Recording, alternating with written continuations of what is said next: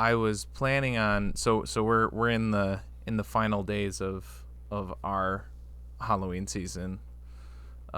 Yes, at time of we, recording. Yeah. And Yes. I had assumed the plan was that we were going to go see Hocus Pocus at the theater either like this weekend or on Halloween. Right. Because the theater had it for the 30th anniversary the last couple weeks. And I assumed, we'd have it up until Halloween or at least Makes sense the to weekend me. before, right? That seems plausible. Seems about right. Yeah. But thankfully I checked in time that the schedule that we lost it Thursday, so like right before Halloween weekend. We lost that and The Exorcist, are two horror movies for Five Nights at Freddy's, so sure. Sure. Also a horror movie that'll probably do well. So that one makes sense. Yeah. But the other one, because we lost two movies, so the other one that's replacing it, those is After Death, which if you don't know what that is, that's the new Angel Studios movie, the people behind Sound of Freedom. So Perfect. Yeah. Mercifully, you had that pagan piece of shit Hocus Pocus removed. Yeah. To really put in something for the Halloween season, a documentary about people recounting near-death experiences. Yes. And definitely not having seen it, but having an idea of Angel Studios' MO, I'm sure with a slant towards a particular I wonder what they're version of the all afterlife. gonna have as an experience of their Yeah. post near-death experience. Yeah. So, I don't know. I might go see it. I don't know. I mean, yeah, I guess if you don't have to pay for it, then Yeah. that would be the best way to do it. I'm definitely gonna see Five Nights at Freddy's, even though I'm not. Yeah. Not expecting. I much saw a of trailer that. for that, and I saw that Matthew Lillard was in it, so I was like, oh, okay, maybe I'll check this out. Did you know Matt Pat's in it too? I did see something about that on Twitter. Apparently. That, like, he shows up just to say that's a game theory and then gets eaten by think one so. of the animatronics. Something like that. I don't know if this was a real thing or if it was another, just like people were memeing about it, but like Markiplier might also be in it. I'm just That's like the game that put him on the map. yeah. I'm pretty sure. Like I think he was a pretty popular Let's Player, but like I think his series on Five Nights at Freddy's is like the patient zero for that genre of YouTube video of like playing scary games and like getting scared and like yelling, and I think that's like basically what popularized that. That makes sense, yeah. I mean, I think that's the same thing with Matt Pat and game theory. Like at least what I think of, like not that I have ever watched their Five Nights at Freddy's theories because I just don't really play those games, but like that's what I still most associate that channel with, is like all, because I know they have a whole ass series on different Five Nights at Freddy's theories and whatnot. Yeah, I've seen some of the various games. Like I think I've started Let's Plays of them just out of morbid curiosity, because there's like 5 of these things now. I checked there's more than 5. including like spin-offs and stuff. It's over 10 or something. I saw that's crazy. In 2014 the first and second one were released, and then the next year 3 and 4 were both released. And then there's a bunch of spin-offs or side games or what have yous. Which is funny because I think the original one was almost planned to be like a mobile game because it's very primitive controls. It's literally something you could like tap on a screen because you have to tap each camera to like look at it. It's basically a point and click, more or less. Which is probably why it became so popular in the first place, was that like any kid with a smartphone or a tablet could just get it, use their parents' credit card and buy it. Yeah. Yeah. Oh, the other thing about this After Death movie, it's got a 57% on Rotten Tomatoes, which are those reviewers just calling those people liars? Like, do you think it would be higher if like, nah, the story wasn't believable? Yeah. Because it's so funny that because I guarantee you they specifically sought out people that like were another religion or atheists to be like, oh well, I converted to Christianity now after I had this experience, and they're like, we will write you a check. Yeah. To be in this movie. Yeah. Or just sought out some people who aren't Caucasian and they could say that they were Muslim before or something. Sure, yeah. That's so stupid. Like, I don't know. We were like talking about this the other day. Just like the possibilities for like smaller local theaters to have cool stuff, and it just gets shafted by dumb stuff like this. Yeah, I'm a little. I'll have to see how well this one did, because I'm worried that it's gonna do really well. Because do you think people pay attention that much though? Like, do you think like Angel Studios is like a recognizable name to these people, or I mean, I guess all they really have to see is like from the studio that brought you The Sound of Freedom, and they're like, "Yep, buy it. I'm gonna buy a ticket."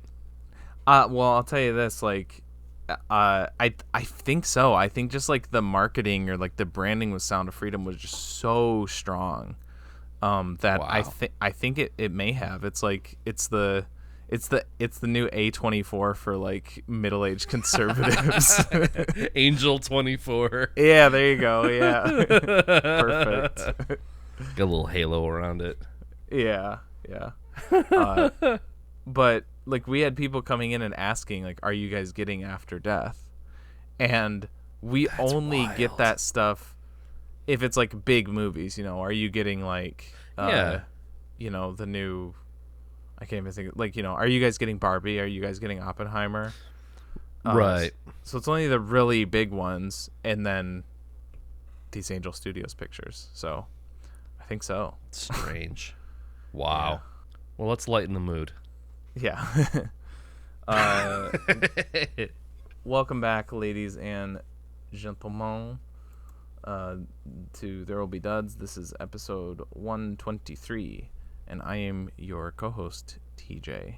And with me, as always, I am your also co-host, Nick. And as always... And that's it. That is it. As usual, that's it. Yeah. As always, we watched a movie. That movie being Dog Day Afternoon from 1975, directed by Sidney Lumet, whatever. It is based on the a true story of two guys who attempted armed robbery of a bank in Brooklyn in the early 70s.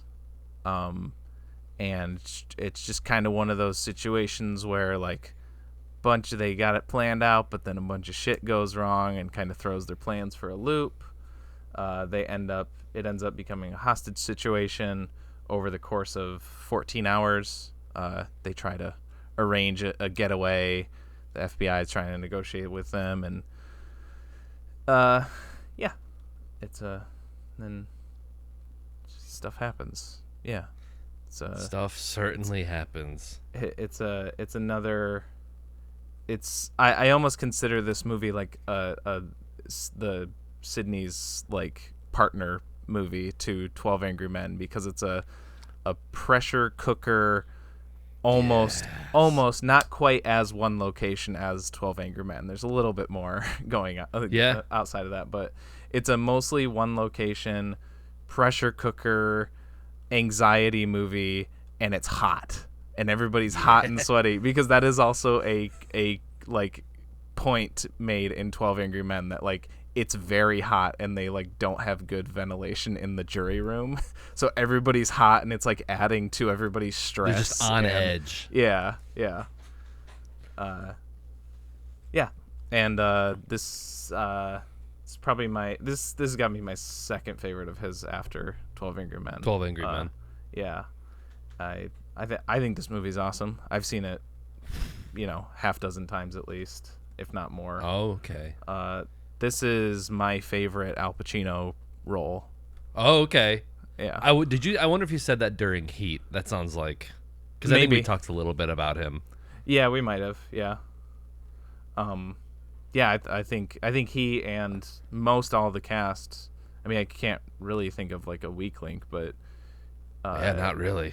Yeah, Al Pacino's fucking awesome. John Cazale is awesome. Like both of those guys are like just pitch perfect in this movie. I think they're both so good. Yeah, so pending like The Godfather and maybe what's the one where he's a cop? Serpico. That's also pending. Sidney Lumet I guess. Movie.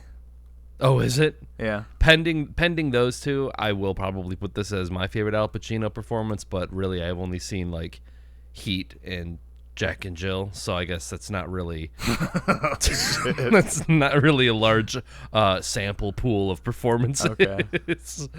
Yeah, I thought this movie ruled. I've seen little bits and pieces of it. I knew the central idea that he was robbing it to pay for gender affirming surgery for a lover, wife, partner, person of his. They refer to both his Leon, wife that he has children with, and then Leon, both as his wives. So yeah, it gets a little murky because they still refer to Leon as like he and him. So right. It's like, and I know Leon eventually did get like the gender affirming surgery, and her name's like Eden something, or yes, something. Still alive? I know the no, like the no neither. Man. I think she died of AIDS in like the 80s or something. That's what happened to Sonny as well in 2006. No, his was cancer, I think it said. Was it cancer? Yeah. The Wikipedia, I thought it said it was like pneumonia related to AIDS. Oh, maybe. I could be wrong. Okay. Anyway, yeah, from the beginning of this movie, like the first 30 minutes, I think is like perfect cinema. The lead up, like the opening song, kind of highlighting like the really shitty poor neighborhoods with like people playing on personal tennis courts, swimming in like pools in the top of skyscrapers, and then you just see like trash. You just see certain neighborhoods, there's just trash everywhere. There's like homeless guys sitting out with dogs running around. It's like, and it's not, I mean, it's not like beat you over the head, but it's enough to kind of put that idea in your head where you're just like, oh, okay, it really is a tale of two cities. Yeah. And there are so many different angles that you could look at this movie through the lens of too. Like you have like LGBTQ issues in the 70s. You have like cop relations with people. You even have like the upper class, lower class issues, like when he's initially on the phone with like the negotiator, or I don't know if it's like I think it's like the radio station or the news guy trying to interview him. I was gonna quote this one, and he's like, oh, what do you think? What do you think a teller makes? Huh? $115 a week. Oh, you think you can live on that? He's like, what do you make? And the guy's like, well, we're here to talk about you, Sonny. And he's like, you're not talking to me. Yeah, he's like, you're not here to talk. You're just here to get a fucking story, and then they like tune him out or whatever. Yeah, because the guys, the news guy's like, he's like, why are you robbing a bank? And then Sonny's like, what? Why? What? Well, I want money. Just so matter of fact. Why am I doing it? Yes. Doing what? Robbing a bank. Oh. What? I don't know what you mean by that. I'm robbing a bank because they got money here. That's why I'm robbing it. No, what I mean is, why do you feel you have to steal for money? Couldn't you get a job? No. Really natural sounding dialogue. Everything is so natural, and apparently a lot of it is improvised. Like they did like improvise like rehearsals and stuff, and then like their improvs were worked into the script. But then some of the stuff was improvised on the spot, like John Cazale's Wyoming line was an improv. And if you look closely, you can kind of see Al Pacino like almost crack a smile. Like it's just there when after he hears that. Is there any special country you want to go to? Wyoming. No, Wyoming. That's not a country. That's all right. I'm gonna take care of it.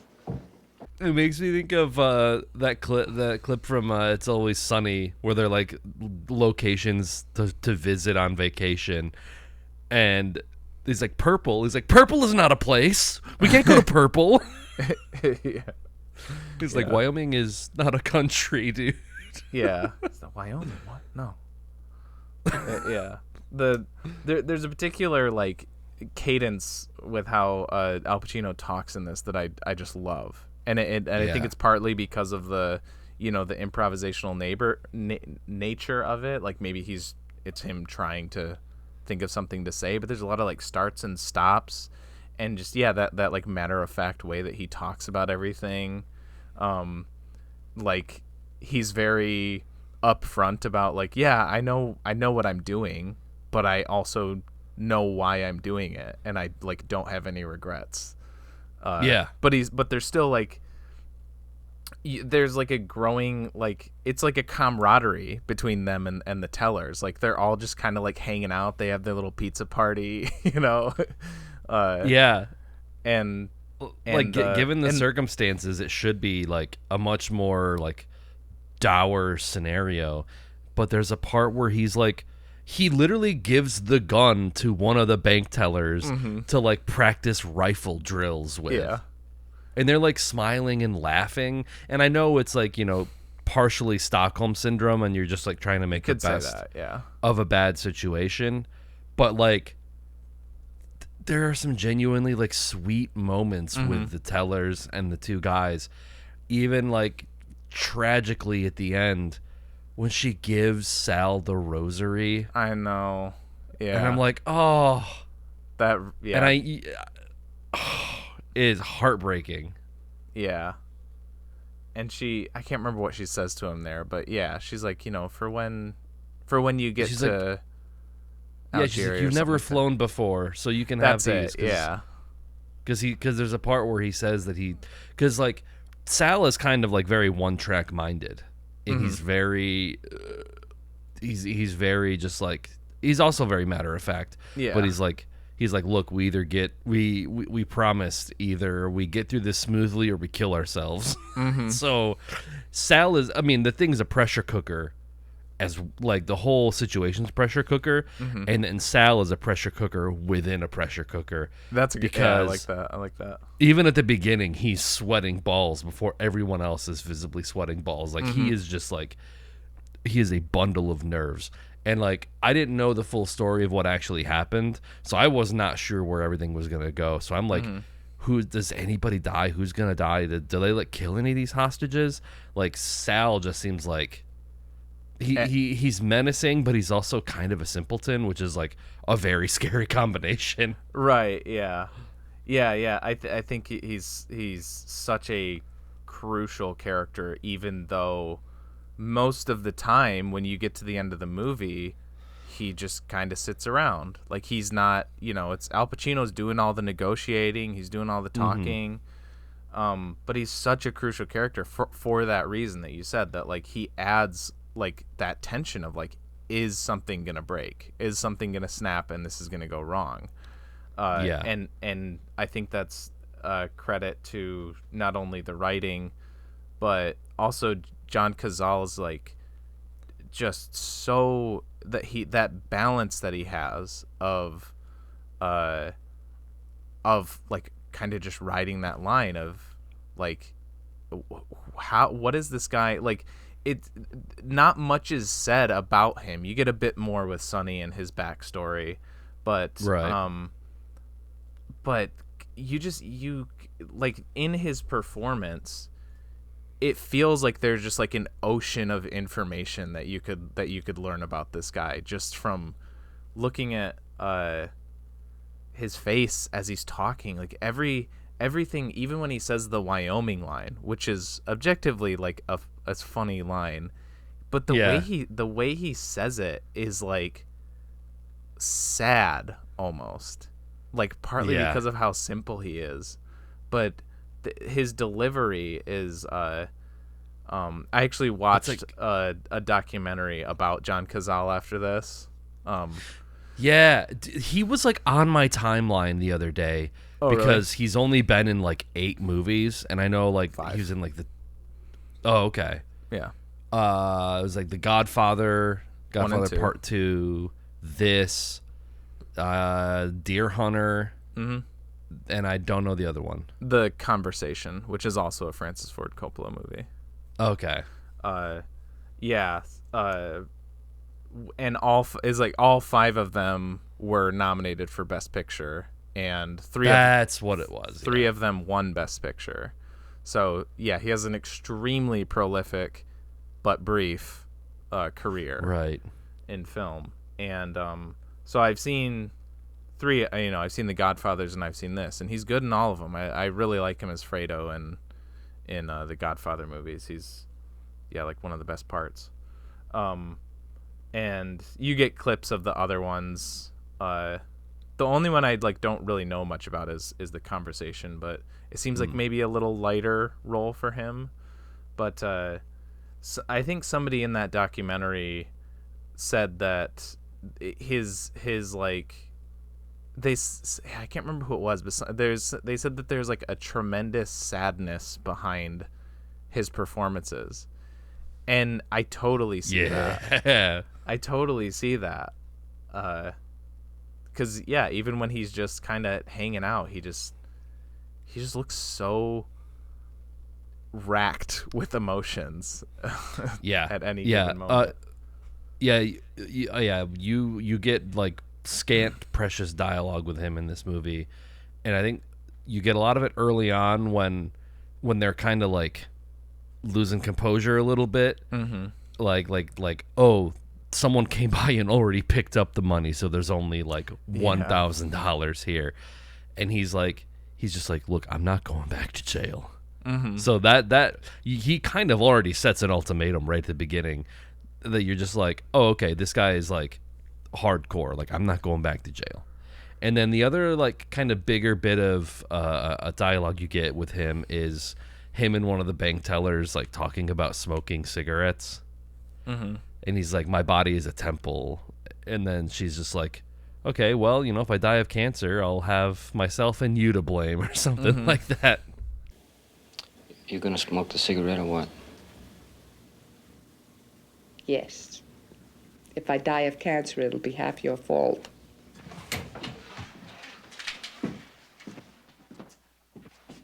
No, it's because you're weak. Right. I'm weak. Which is tragic, knowing that that's how he died. Yeah, it was lung cancer. Yeah. Jim, John Cazale. I'm gonna listen back and I'm gonna be like, why did you say Jim, you moron? John Cazale. Okay. He even says, I don't want the cancer, as like why he. Yeah, Kalia looked at me when he said that, and she's like, I knew he was gonna say that.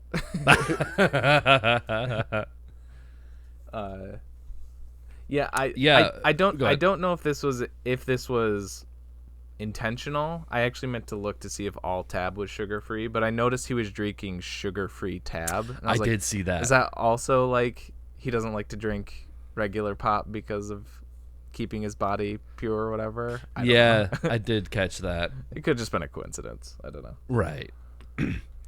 I think the striking thing I noticed, especially again in that first 30 minutes, I was completely blown away.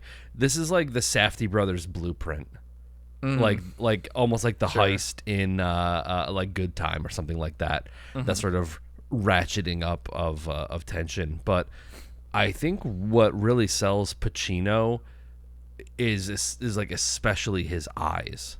Like he's one of those guys that can convey so many different like emotions with just a very subtle glance, a very subtle look.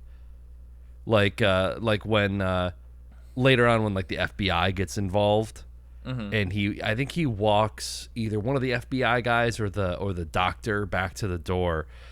Like the FBI guy does like, puts his hands up and he's like 10 minutes. And there's just like, he just kind of, he's like, oh yeah, I don't know if he like nods his head, but he just like very, very subtle. And it's like, what's he doing? What's he trying to say? Is he going to sell him out? Like, what are they trying to plan? You don't like know what he's thinking.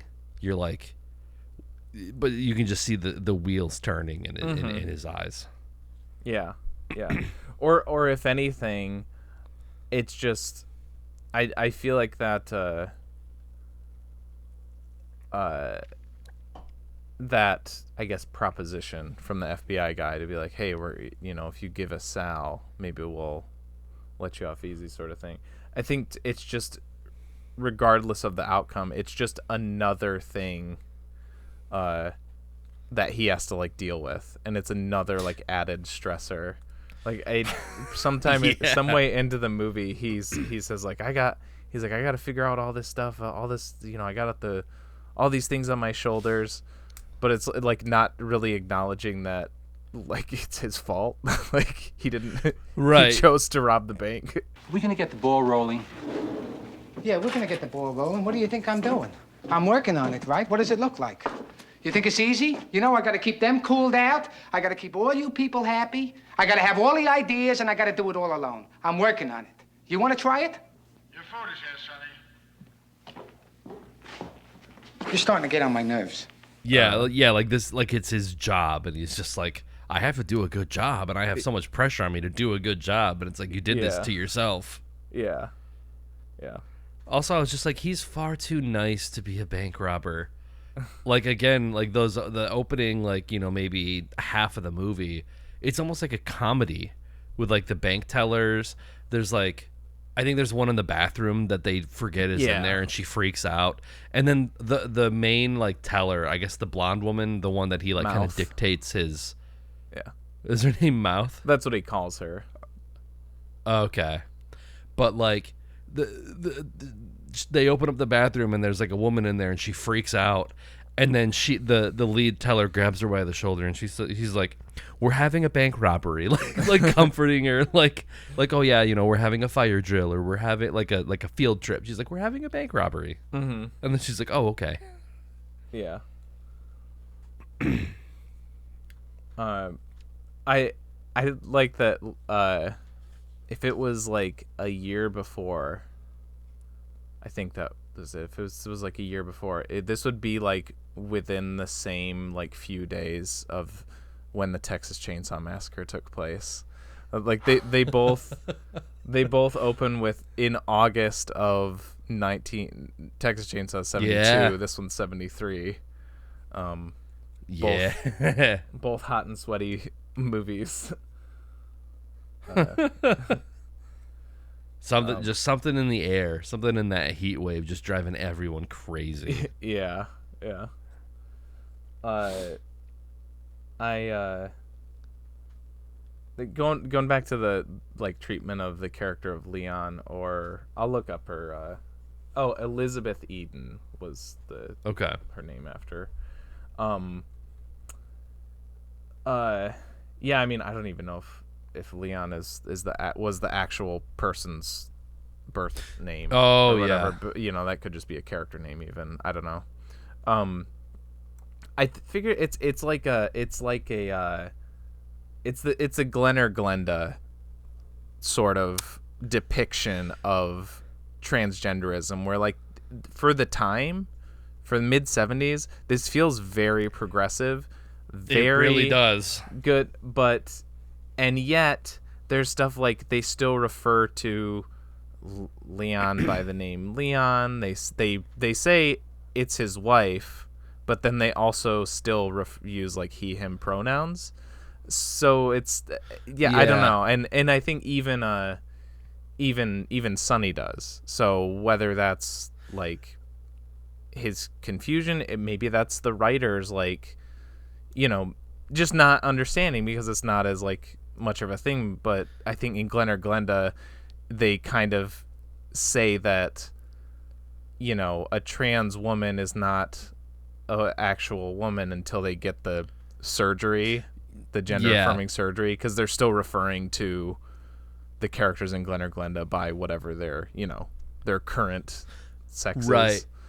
And I think that's kind of the thing is like when they bring Leon down, he's like wearing a bathrobe, and I guess, but it's like one of those like until you're passing, you get called like whatever you've been assigned at birth. Yeah, that's kind of what I was saying. Yeah. And I feel like it's even like understood with Leon too. He's like, until this happens, I'm like still a man. Mm-hmm.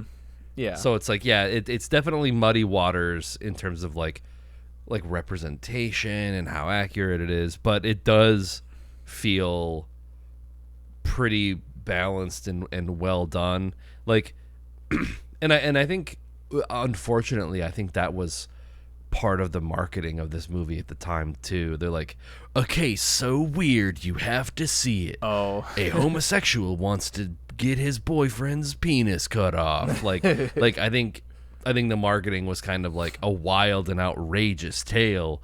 Like, it's too weird to be true, but it's true, so you gotta watch it. Mm-hmm. And then you watch it, and it's like, it's not like, I guess maybe for the times it might be considered off the beaten path, but like watching it, I guess with like today's like sensibilities and politics in mind, I'm like, yeah, this makes sense. I don't know. Kind of like a John Q situation. Yeah. Yeah. Where it's like, I haven't seen that in a hot second, but like, knowing the healthcare system today, mm-hmm. it makes Sonny kind of one of those like guys that you like, sympathetic villain where you're like, what you're doing is like is bad, but I kind of understand your reasoning for doing it. Mm-hmm. But also Sonny is kind of a complicated, it's not really like black or white on how you should feel about him, because when he has that extended phone call with Leon, it's like, you put this person in the hospital with a suicide attempt. Yeah. Like your intentions might be, virtuous in your head, but also like you're also like kind of messed up and you've like hurt mm-hmm. a lot of people around you. So it adds because like I think people have like reevaluated this movie as just like, this is queer cinema, be gay, do crime, and I get that sentiment, but also like this guy's kind of like shitty and abusive. So I don't know if it's like the best sort of like haha representation.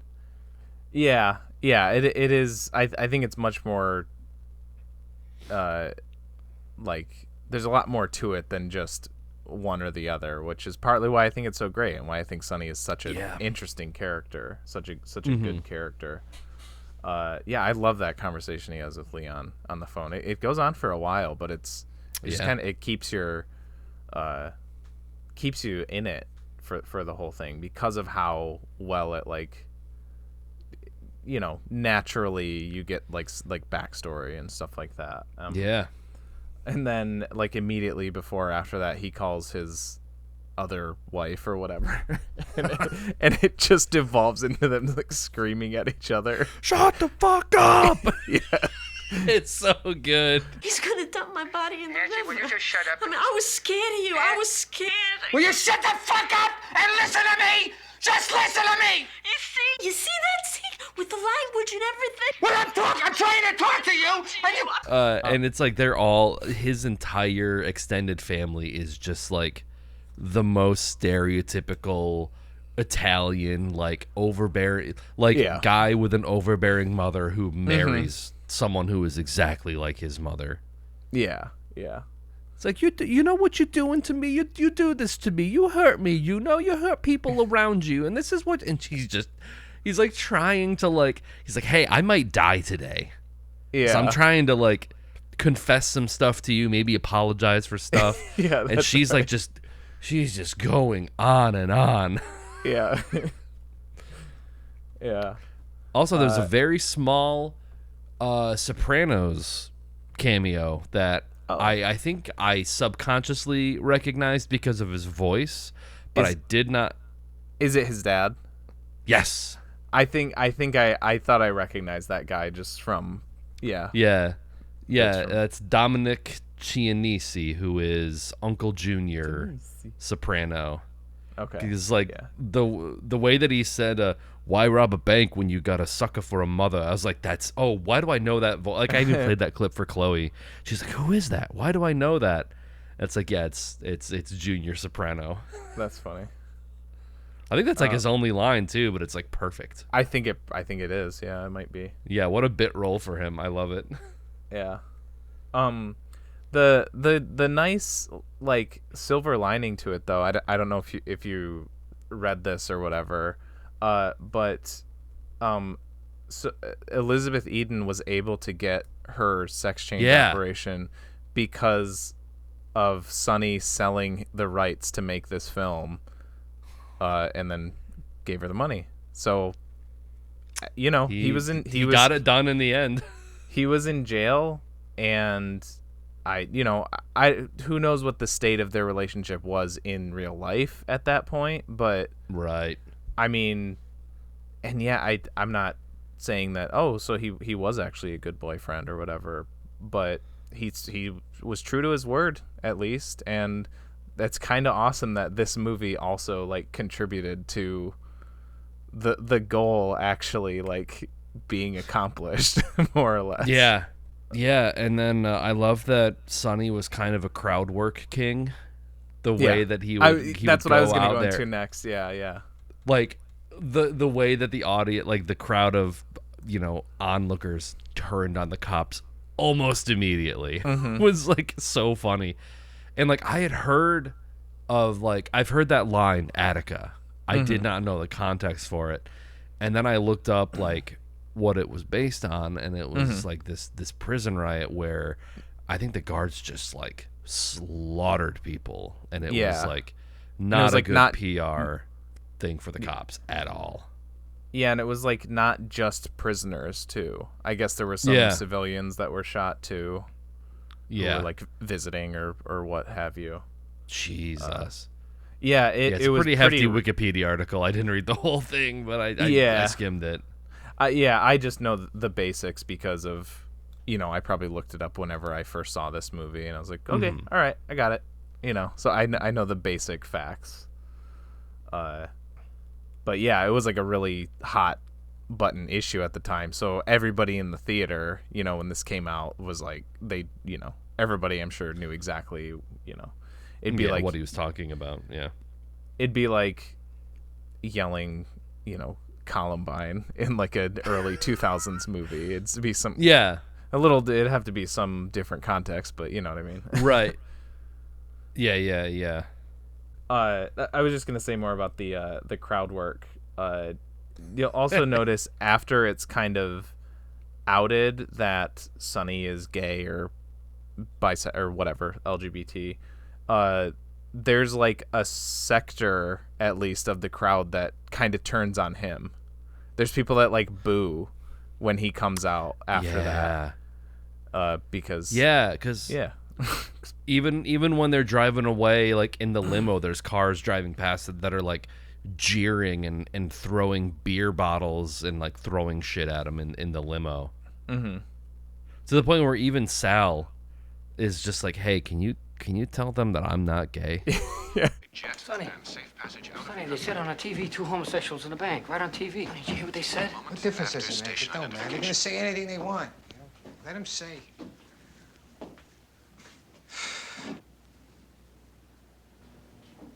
Well, I'm not a homosexual.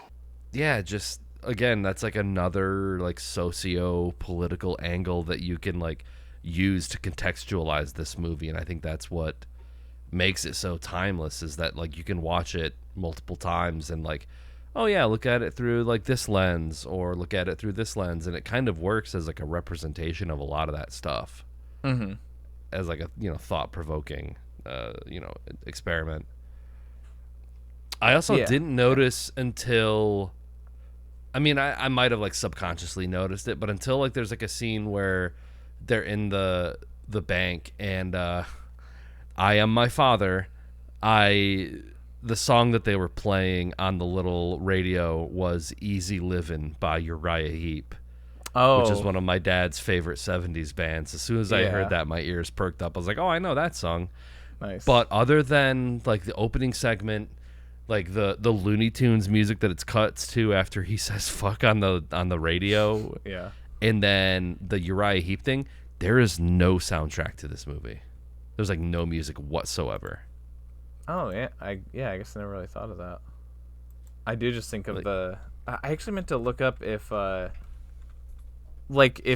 was Elton John like Elton John at this point, or was that just like an early get? Because I really like that song. 75 Elton John was Elton John. Okay. I think Goodbye Yellow Brick Road was 73, and that's and that was yeah. So he was definitely it's a good song. I had an Elton John period where I listened to a lot of like his early 70s stuff, and that song was great. Mm-hmm.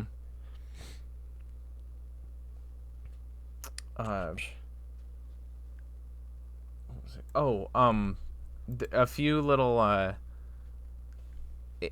kind of hey, I know that person bit roles in this because the squirrel, one of the tellers, is Carol Kane, who would go on to be in like she's in The Princess Bride. She's in that's interesting that you say that. Some other like SNL adjacent stuff. I don't think she was ever on SNL, but I feel like she was in like a handful of stuff with those guys. Oh yeah, and she's in like Unbreakable Kimmy Schmidt, which is another. Oh, interesting.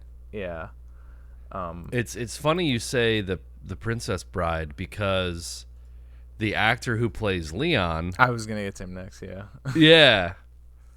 Because like I was blown away by like his filmography, because I clicked on his name, and the first role is like Jack Skellington. Yeah. I was like, oh. Yeah. All right. Yeah, and then Humperdinck, and then the other main thing I know him from is Fright Night. He's the vampire in Fright Night. Oh. Hell yeah. And then the two main, like the main FBI guy is I'd never seen anything with him in it, but I noticed his last name is Broderick, and it's Matthew Broderick's dad. And then Lance Henriksen was the one that drove the car at the end, who's in like, he's in like Aliens, and okay. That's probably like his most known role, I would say. But and then last but not least, Moretti. Did you recognize him? Because he was in a little movie called Death in Texas. He was the main character. Oh my Death in Texas. God, I did not make that connection. Yeah. Wow, how the mighty have fallen. Well, he's dead now, but yeah, so. That's insane. Yeah, this is like perfectly casted with 70s guys. They all look like they're 70s guys, like their hairstyles, their clothes. And again, I was thinking the whole time, just like, it has that sort of ugly 70s palette, but I think it works really well in this movie. There was another now that we've like made it a thing, I started looking for like any sort of signs. Oh yeah.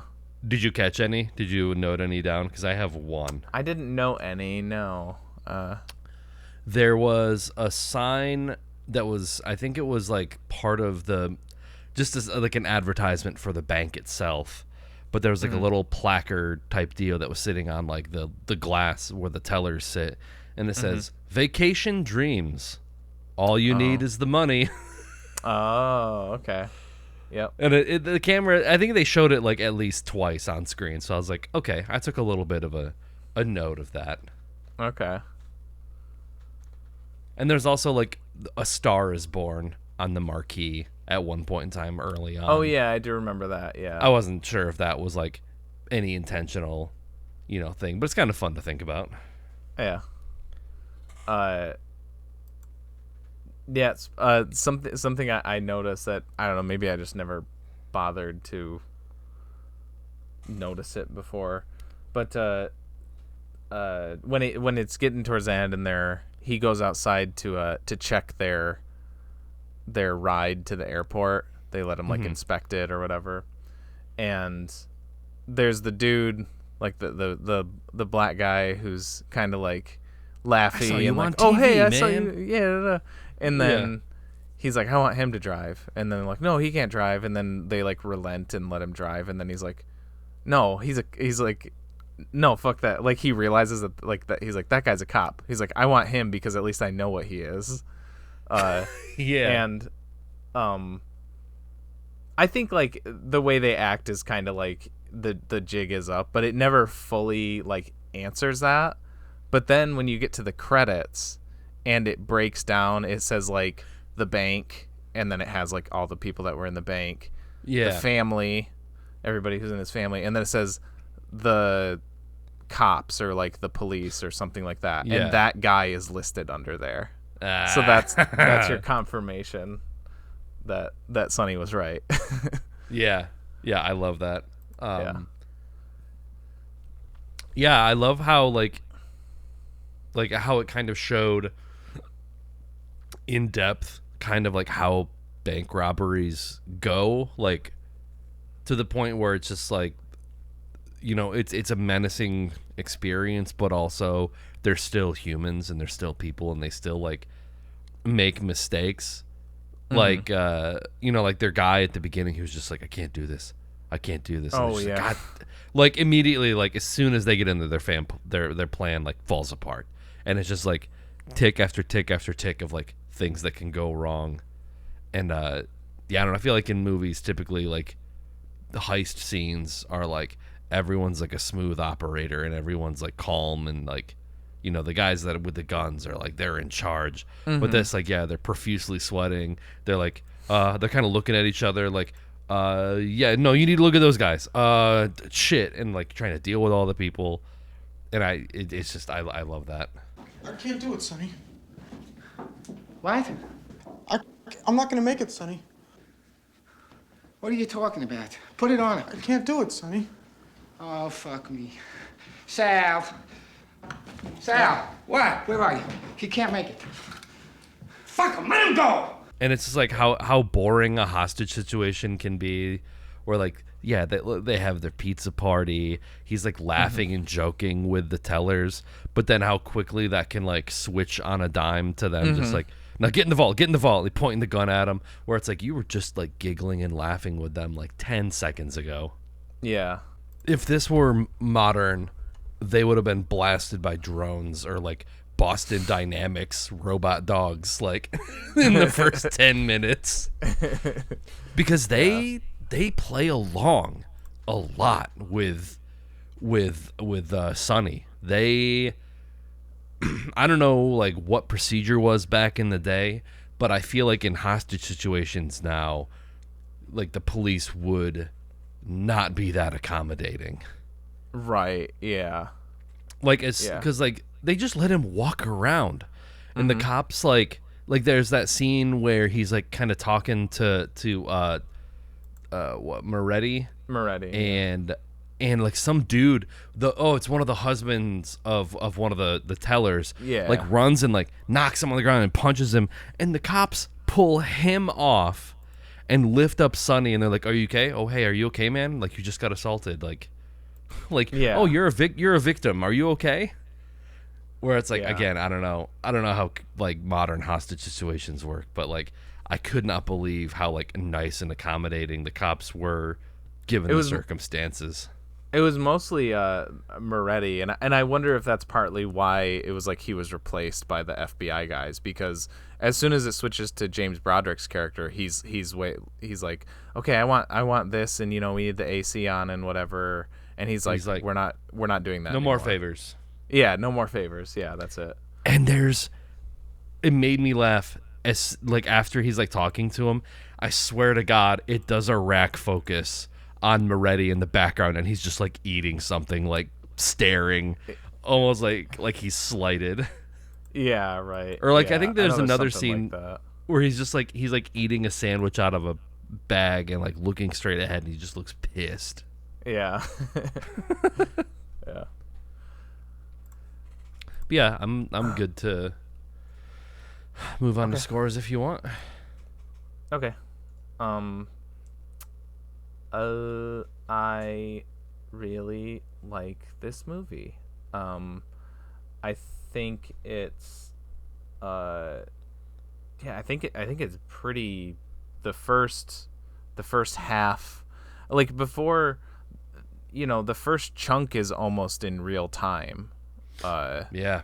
Whether that's like the first half, the first 2/3, not the first 2/3, say roughly the first half.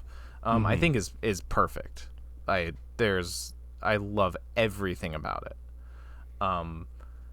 After that, it's not quite, but it's very close to being just as perfect. But like it doesn't, I don't think it doesn't bring it down enough to not make it a 10 for me. So I'm saying this one's a 10 for me. Nice. All right. Yeah, I'm just differentiating that, like, I used to like be like, if it's a 10, it has to be perfect from start to finish, and I don't really hold by that anymore. So all I'm saying is that like the second half or what have you isn't totally perfect, because that is very hard to do, but the first half is basically that. And the second half still has so many great character moments, so much good. I like the series of his interactions with his family members. The wrap up is good, if not like a little short. I almost wish like there was like a little more at the end. Something, I don't know what though. I mean, maybe not. Maybe it is just better how it's over. Like maybe if it was just like something with the bank tellers, like between Sonny, like after Sal gets shot or something. It's just like they just like as soon as that happens, it's just on Sonny, and yeah, he's the main character. But I mean, I know you're doing your wrap up, but I was gonna say the ending scene. Again, he almost looks relieved that it's done. Like he's looking and he sees Sal being carried away. He sees like the bank guy like putting his arms around the tellers, and I swear you almost see a smile crack on his face, where it's just like he's almost relieved. He's like, you know what, whatever, it's done. It's done. I don't have this stress anymore, and I don't have Sal staring at me, being like this moral judgment. Like, remember though, if we don't do this right, we're gonna kill ourselves, right? Anyway. Yeah. No, I could see that. I could believe that. Yeah. The year that this was in, because this was up for Best Picture, it did not win because it lost to One Flew Over the Cuckoo's Nest. Which is like, Jesus, what a competition. But like the whole lineup for Best Pictures that year is insane. You have these two. Nashville, which I have not seen, but I know that that's like a pretty another kind of big sort of beloved movie. And then shit, I'm trying to look up what the other ones are. Jaws was one of them. Just another classic. And Barry Lyndon, that's the fifth one. Just a lineup like you have a Sidney Lumet movie, Milos Forman, Steven Spielberg, Stanley Kubrick, and Robert Altman. That's a fucking crazy lineup for 1 year at the Oscars. And like you could make arguments for every single one of them. Right. Yeah. Yeah. Like I adore this movie, and yet that's some really fucking stiff competition. Like, would I give? You know, I feel like maybe I would still give the edge to One Flew Over the Cuckoo's Nest, like as an overall better movie. But watching this again, and I rewatched One Flew Over the Cuckoo's Nest like last year or something. Yeah. I do think I would give Al Pacino the Oscar over Jack Nicholson, and I love Jack Nicholson in that movie, but I think I would have to give it to Al Pacino in this one. All right. So yeah, it's a 10, and it's a Nice. 10, and it's might not even be the best picture that year. So it's a good year for movies. Yeah. I'm at a 9, but it's a strong 9.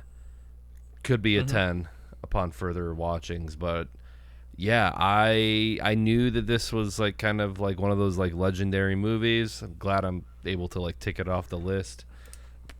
But yeah, like you said, that first like 30 to 45 minutes is perfect, and I think it does kind of slow down a little bit for me. I think some of the scenes go on a little bit too long, but I think the problem is it ramps up the intensity so much in that initial bit that it's like it's just very hard to maintain that intensity throughout the rest of the movie. I think you even said that in your review. I'm just saying it in different words, but it's like yeah, no, that opening segment is just like so good, and then it's just like okay, and then I think it's to its benefit and detriment that it kind of stays in one location, because after a while you're just like, yep, still with the tellers, still just kind of pacing around. I'm like, these are very, very, very minor criticisms, because the characters are portrayed so well that it's like, yeah, it's like it's kind of boring, but like kind of boring for this movie is far more interesting than like a lot of other movies could be. So it's still just like very, very good. And yeah, the ending, I kind of liked that the ending was just like aerial footage of the airplane, and you just hear the sounds, and it's like I feel like it kind of hits. Like if it was just like if they had a fanfare or a score to be like the movie's done, that would be one thing. But the way that it just kind of hangs with you, and it's just like even the text is matter of fact. Like Sonny is facing 20 years in prison. Leon got the surgery. His wife and kids are still on welfare, and that's like that kind of final twist of the knife, and then it just cuts to black and the sound cuts out. I was like, damn. Like I had that feeling after watching it. It was like that was like an experience. That was really good. So Nice. Yeah, a very, very strong 9 for this movie. Hell of a job by Al Pacino. Very excited. It made me want to watch The Godfather and see other stuff of his, because yeah, just with his eyes alone, he was acting his pants off. Yeah, if you want to see really good Eye Pacino acting, Al Pacino eye acting. One of my favorite scenes in The Godfather is it's just him basically amping himself up to kill somebody, and it's just eyes. It's just a slow zoom in on his face, and you just see his eyes just like darting and like just doing so much. Like so much is running through his head. It's really cool. So yeah, one of the greats. There's a reason. Yeah, I should say probably my favorite that I watched. I'll say for the first time this last week was Crypto Zoo, which has nothing to do with the Logan Paul scam thing. Is that what it was called? Yeah, the one that he was like trying to say it was like Pokemon whatever, but it's just AI generated like shitty pictures of animals, and it's called Crypto Zoo. But this is this really strange animation. Strange in that it's like, I don't know. There's parts that really work, that are really cool, and it's really creative. But the animation quality itself is like not the best. Yeah, I'm looking at the art for the movie, and it kind of looks like it was animated or drawn by Napoleon Dynamite. Oh yeah, kind of. Yeah. I spent a lot of time on your upper lip. Yeah. Yeah, the main character, especially whenever she's in profile, her chin is like so big, and you can like see her cheekbones and stuff. It's very strange. But beyond that, I thought it was a pretty neat movie. It's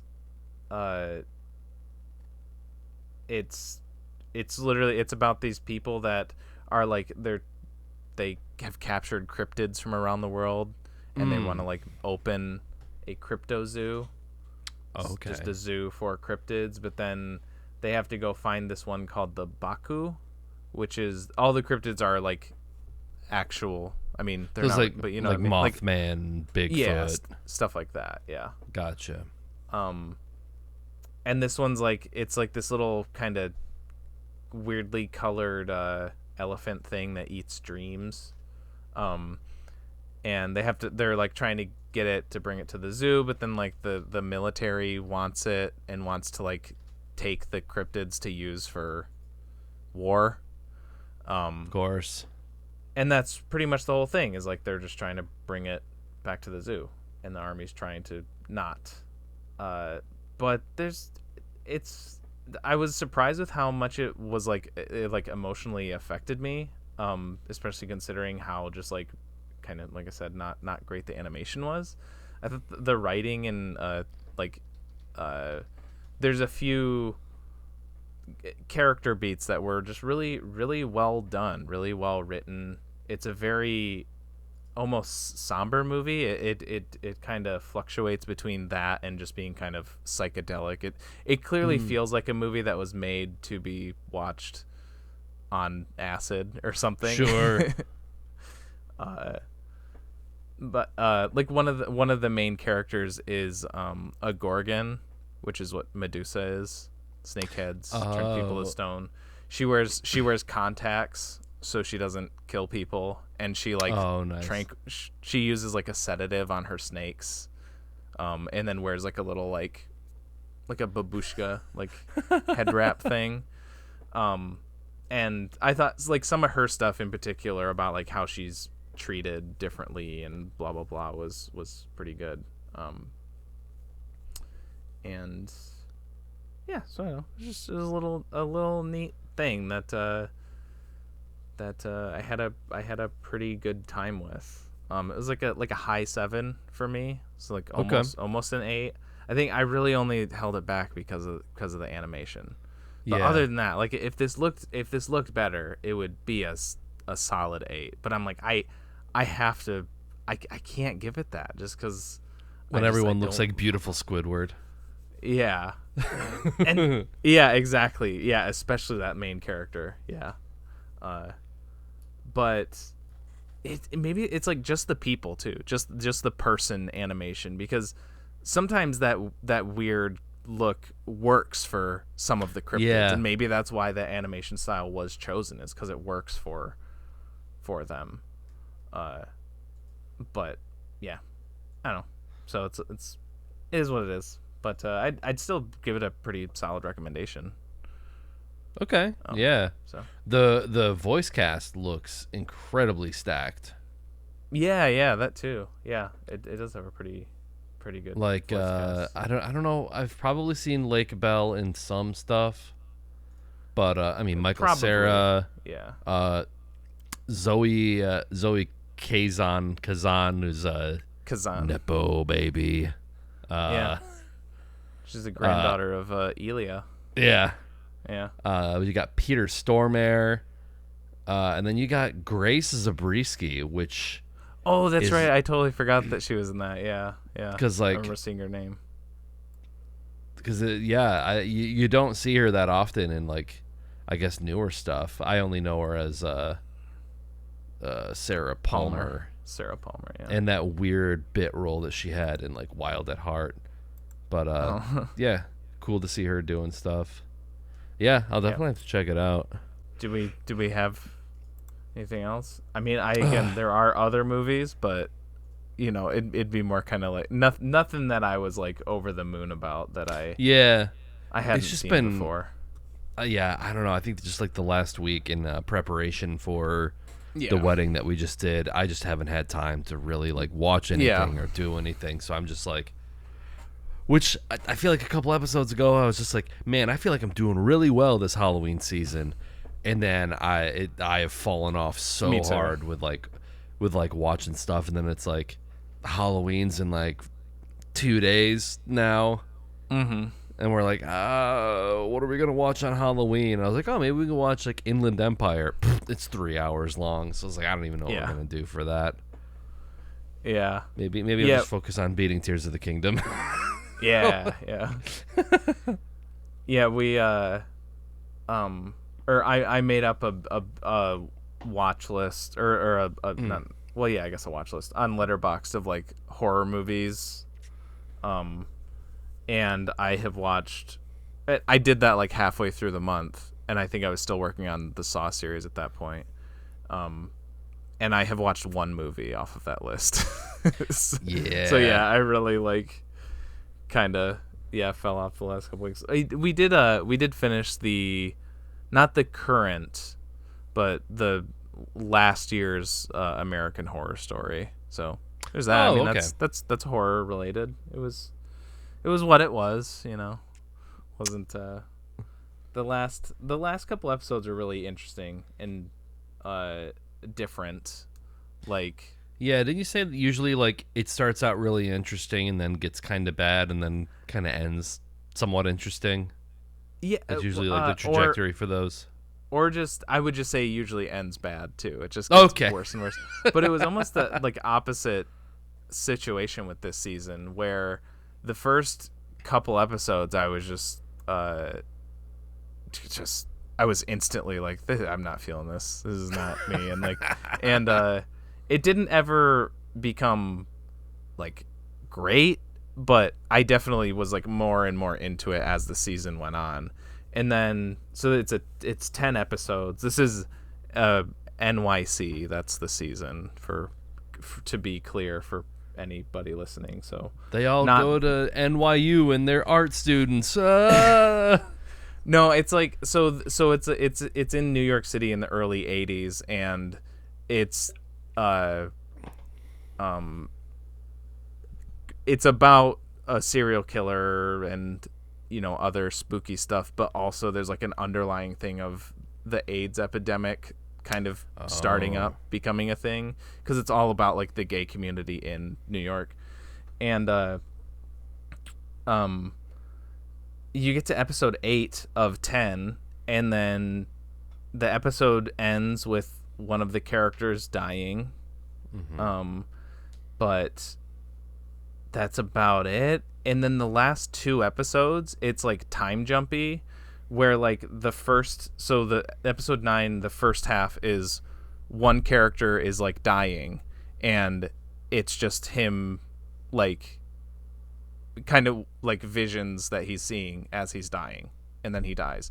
And then the second half jumps forward a few years to like the late 80s, and then it's another one of the main characters doing basically the exact same thing, dying from AIDS, and he's like being taken through a series of visions. And then the last episode kind of does that again. I actually, like, by themselves really liked those episodes. I thought they were kind of... Well, I'd say I liked the last one more. The last one, with the last part of the last one, so the last character that you see die, his thing is mostly just shown through his, like, death experience or whatever, is almost entirely through, like, a 10-minute montage set to this, like, kind of synth-wavy 80s song. And like no dialogue, and that was probably my favorite part of the whole season was that segment. And then the episode ends with like the only remaining significant character who's still alive like showing up at his funeral and then like starting to do a eulogy, and then he just kind of like breaks down and cries and then just goes to credits. And I really like that ending because it's I think the idea is that like at that point it's like so many people have died from the AIDS epidemic. That's like how that character died too, and it's just kind of that the remaining character just kind of having that he's crying for the person that died, but also all of the people who have died from this this thing. And it was surprisingly poignant for that show. But overall, like, not a great season, but I really liked that last episode. And we'll probably start the new season too. And then and then I found out that the American Horror Stories, which is like a spin-off where it's like it's an anthology. Well, so is American Horror Story, but this one's one where it's like each episode is a different story, like a Twilight Zone type thing. It's not like a continuous season, and it's like even worse than American Horror Story, like the main show. No. And yeah, I only thought there was ever one season, but I saw that there's 3 now, so I'm like, I'm jazzed. I'm swimming in trash now. We got that. We're like a good deal into the new season of The Masked Singer, so I'm like set. I'm a little piggy. Fill me up with that slop. You're eating that slop. You gotta love that feeling when you find out about a spin-off that you didn't know existed, and then there's like 8 seasons of it, and you're like, when did this happen? Yeah. Like, aren't they on like season 5 or 6 of like Fear the Walking Dead, which is like a spin-off of The Walking Dead? At least. I almost feel like that one has wrapped up. But then there is another spin-off in the works or started. Like, I think they were going to do one on Daryl Dixon. There's 8 seasons of Fear the Walking Dead. Damn. Is it still going? Season 8. There's still 1, 2, 3, 4 episodes to air. Oh, okay. All right. Yeah, damn. That's crazy. Like, I don't know. I've never like actually seen a full episode of that show. I can't. Yeah. I just can't imagine like there being that deep of a well for there to be like 8 seasons of a spin-off of a thing that's already like The Walking Dead's done, yeah? Yeah, it ended a couple years ago, I think. Yeah, 11 seasons of that. 11. Dang, I thought it was more. I think the new season of American Horror Story is number 12. Just craziness. Yeah. The one I'm thinking of started this year. It's called The Walking Dead: Dead City. Great. But that's another so it has a couple of the characters from the main show in it. Which the only thing seems pointless. The only thing I really know about like The Walking Dead is that for a period of time, and I think still it's like, I don't know, maybe I don't know because I don't know like the full context, but I always see like the saddest death in any show ever, and it's Steven Yeun. Oh yeah, that was a bummer. And I literally like stopped watching after that episode, or maybe I watched a couple more, but it wasn't because of that. It wasn't like so devastating, partly because it was a cliffhanger. Like the last season ended with like this dude saying, Jeffrey Dean Morgan's character being like, "I'm going to kill one of you," and then he starts doing "Eeny, meeny, miny, mo," and then it like stopped. The season ended before he, I think he says mo. He says "Eeny, meeny, miny, mo," but then you don't see who he's pointing at. Okay. So there's a whole like over the summer like, oh, who's it gonna be? Who's it gonna be? Yeah. But that's a scene that's in the comic, and it's Glenn in the comic, which is Steven Yeun's character. Okay. So, but that show did sometimes change. There was a pretty significant change at like when they fight the governor, there's a part where he like executes one of them, but it was a different person in the show. I don't remember who. So when that happened and it was him, I was like, okay, so they didn't change it. That's a bummer. But I think it was also like at that point I just realized like I just don't care about the show anymore, because maybe it was that it didn't affect me all that much, like as much as I thought it would or something like that. Where I was like, yeah, okay, all right. And man, it really did. Like, I watched a lot of shows that I just watched because I start shows and then I'm really bad at hopping off. You gotta finish it. Yeah, and that was definitely one of them. My grandma watched it. That's weird to think about. Really? Yeah. That's surprising. I think it was something that she like used to connect with my cousin who also watched it. Oh, okay. So she'd like call him up and like, but then she'd always like complain about how like gross and violent it is. It's like, yeah, it's a zombie show. Yeah. My grandma also watched Lost. She loved Lost. Which is like, I don't know, knowing her in her older age where she's just kind of not as there as much, you know, kind of just getting like that sort of like, you know, old people just kind of aloof, like, oh yeah, but like when Lost was on, like my grandma and I talked about it all the time. So it's that's cool. Yeah. Yeah, I just my grandma texts me about Jeopardy. That's our connection. That's I don't watch it as much. Like, I used to watch Jeopardy when, you know, I live with my parents and we had like network TV, but we don't anymore. So yeah, I don't really watch it, but I did used to love watching Jeopardy. The number of times I've been late coming home from my parents' place on Wednesday nights after Ultimate because I had to finish an episode of Jeopardy. Oh, like, yeah. pretty high. Yeah. It's that perfect, like, you walk in, it's on, and you just stand there and watch the entire thing. Mm-hmm. Like, well, it's just a half an hour. Like, oh yeah, I'll stay for a few questions. Oh, I like this category, and then you just watch the entire episode. Yeah. It's like the perfect game show, kind of. Yeah. Yeah, and there is also an anthology Walking Dead spinoff too. This is another one called Tales of the Walking Dead. God damn it! It's what's that other show, the one with it's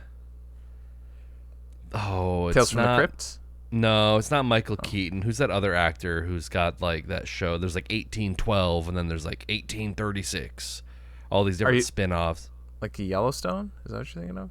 Maybe, yeah. It's Yellowstone and The Walking Dead are competing with each other for like a number of different like spin-offs and side series. Yeah. Like they're playing What If. Yeah. I wonder like how those spin-offs are doing. I don't know. I know when it started it was huge. That show was huge for a few years. I mean, that's why it got 11 seasons. But I do feel like interest just probably dropped off after a while. I don't know. I feel like I just didn't hear people talk about it after, you know, the past 5 years or so. Yeah, I think it's like there's a dedicated hardcore group of people that still watch it. And I think a lot of them at this point are like hate watching it. I think The Walking Dead has a lot of people that like are very frustrated by it, but they're like pot committed where they have to see it to its conclusion, and they're like, this show sucks shit and I've seen every episode 3 times. Yeah, I could that makes the most sense for me.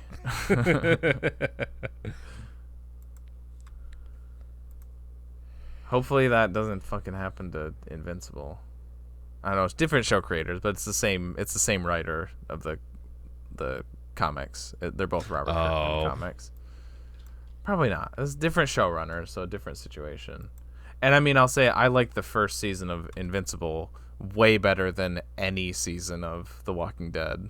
I think I watched the first season. Like, I started the show, one, because I was huge into zombie stuff at the time.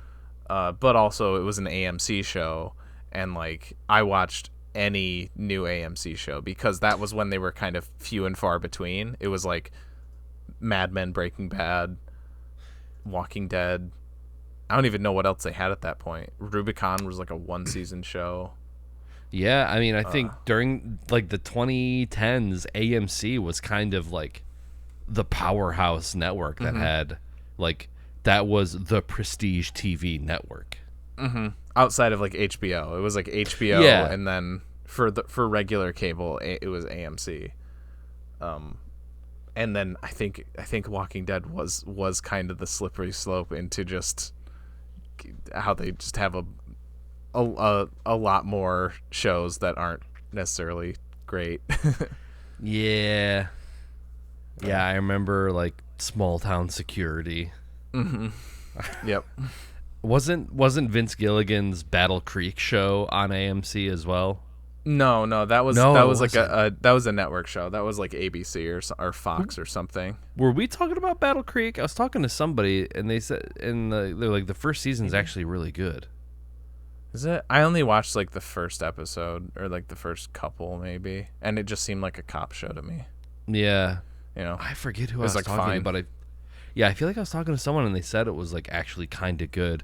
But also I think they only use like a handful of exterior shots of the actual downtown Battle Creek, and then everything else is done in like some like Midwestern looking plot of like California or Canada or whatever. I think that's what I remember, because that probably like rubbed me the wrong way. That was partly why I was like amped to see it. Sure, it was a Vince Gilligan show, but I wanted to see it because it was, you know, a local place. But it doesn't like feel like it at all. Yeah, it's just they're probably like, oh, that's an interesting name for a town. We could name our show after that. Sure. Same with what was it, Buried with Ryan Reynolds, where he says he's from Hastings, Michigan, but then like the whole time is spent in a coffin, basically. Yeah. At least that one I like knew ahead of time. I was like, well, I'm not gonna really see it. It'd be funny if they like buried him in a plot of land like in Hastings, but they never actually show the like we shot it here. Yeah, but like we Riverside never Cemetery or whatever. Yeah. That'd have been crazy because I was like on my way into town when I lived at my parents' house. Every day I'd just see like a huge movie crew at the cemetery just filming a hole.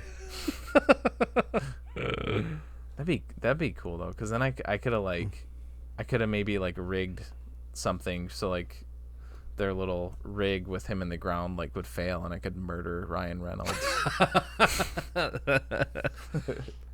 Prevent years of suffering. Yeah. All right. Yes. Ready for it? I sure am. This is a long month. Yes. We got one more cup pull. And then, weirdly enough, since it's still October, but the episode after this is going to be a Thanksgiving episode. So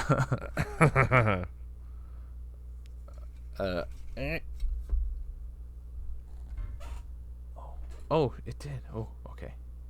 It fell in my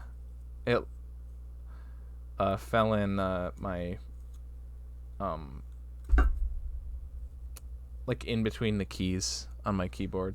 So I had to like I thought I lost it. Okay. So all right. We got a couple classics under our belts. So now, well, I mean, this one is considered a classic by some people, but maybe this is another obscure TJ Foreign movie. Maybe. Slightly. I don't know. Maybe you've heard of it. From 2000, directed by Edward Yang. We're gonna watch Yee Yee. Yee Yee. Yee Yee. Yeah, that sounds familiar. I'll look it up. Y-I-Y-I. Okay. This guy's got a couple movies that people consider to be like masterpieces. I've never seen them, so I'm gonna put them in. So it's this one, and then I think the other one is A Brighter Summer Day. Okay. Okay. So, if you don't want to be spoiled for yee, it's gonna be hard to not do that. We're giving this movie the respect it deserves. It is on a lot of stuff for rent: Apple TV, Amazon Prime, YouTube, Vudu, Google Play. I guess go to Amazon Prime. It's 10 cents cheaper than it is on a couple of the other ones. So weird. How do they make that distinction? Yeah. Huh, all right. So yeah, watch it one of those if you don't want to be spoiled for it before next week's episode. These episodes come out every Wednesday at 7 p.m. EST on Twitch and YouTube in video form, as well as Spotify, Apple Podcasts, and more. There we go. And we also have social pages on Facebook, Instagram, Twitter, and TikTok. And with all that said, I'm